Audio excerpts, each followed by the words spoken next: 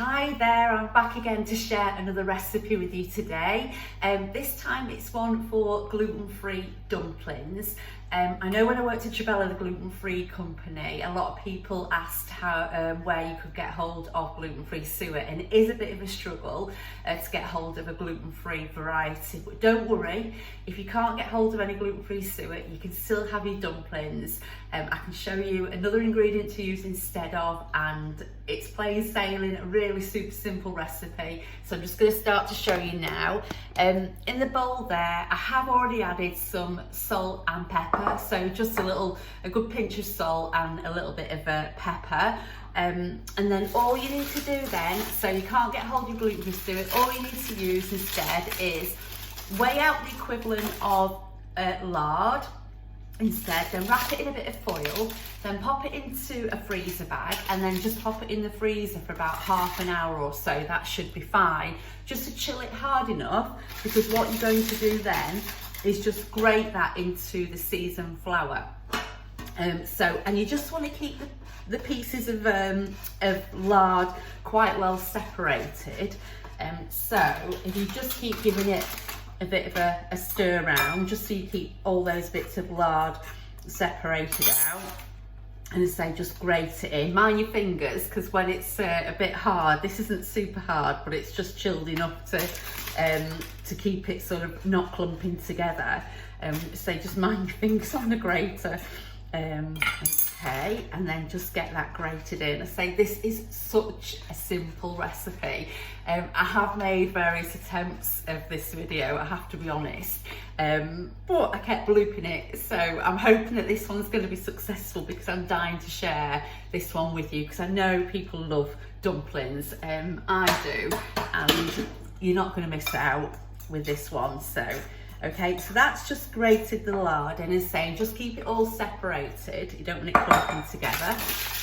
Okay, and then all you need to add into this now to form your dumplings is some water, so some just cold water, and you're just going to bring this together like similar to a pastry really, but you don't want to really over mix, because all these little chunks of suet, little pieces of suet, you want to keep, say suet, lard even, you want to keep them separated. You don't want to sort of clump the fat together, because that's going to give you the lightness in the dumpling, and just, you know, give you that bit of aeration in there. So don't, as I say, don't get that clumping together. Okay, and that looks absolutely fine. So when it gets to that point, just get your hands in, and then just gently bring the dough together, the pastry together, or whatever you call it, suet pastry I suppose it is, dumpling mix, and then bring this together, and that's it. Okay, so I'm just going to grab the stew out of the oven. I'm just going to show you me popping them in, and then obviously show you them when they're cooked. So okay, so there's our stew. That's been in the oven for about 2.5 hours actually. It's just a beef stew. I've done some carrots in there, and I did fry the beef off first. So I coated it in a little bit of gluten-free flour, a seasoned gluten-free flour.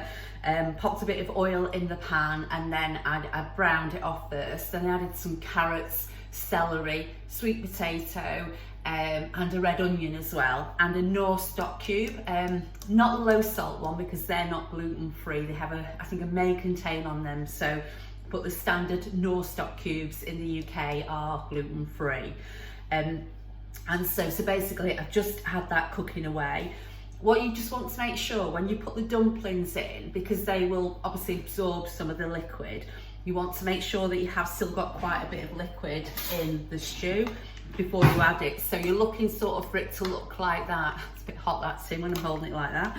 So you're looking for it to look like that, and obviously just check it's all seasoned and everything first, because you know, once your dumplings are in, then it's all good to go and eat when it's all cooked. And then all you want to do is drop your dumplings in, and again, don't sort of overplay with the dumplings at this point. Just sort of gently mold them, because again, as I say, it's that lard. You just don't want to be mixing that in too much, because you want those nice little strands to stay there. Aim for whatever size you want. I generally get I don't know, 6 or 7, or I'm not sure, out of this amount of mixture. It looks like I'm getting 6 out of it. I forget, even though I've made it quite a few times, I still forget. Okay, so yeah, so there you've got 6. Now the full recipe for this is over on my blog. So in the descriptions below, I'm going to just put a link in there. So to get the full recipe, just click on that and then go back over to my blog to check that out. Okay, so I'm just going to cover this with some foil. I'm going to pop it in the oven for about 20 minutes now. But as I say, all the amounts and timing and things like that is all within the blog as well. But obviously I'm going to come back and show you when they're all cooked. Quick thing to add too, if you want, I just like to add a little bit of black pepper over there before I pop it in the oven. It just gives it that extra bit of flavour. I forgot about that bit, so I thought I'd just come back on and show you that. So the dumplings have just come out of the oven now, and I've had them cooking for about sort of 25 minutes, but you can go a little bit longer even with them. They won't spoil if you give them an extra 10 minutes or so. I'm just going to serve them up with some mashed potato and cabbage, just so you can see how delicious they look, and I'll just cut into one just so you can see what they look like in the middle as well. Okay, so there's the finished dumplings now. You can see when I just sort of cut in there, I've just opened that one up so you can see how fluffy they are inside.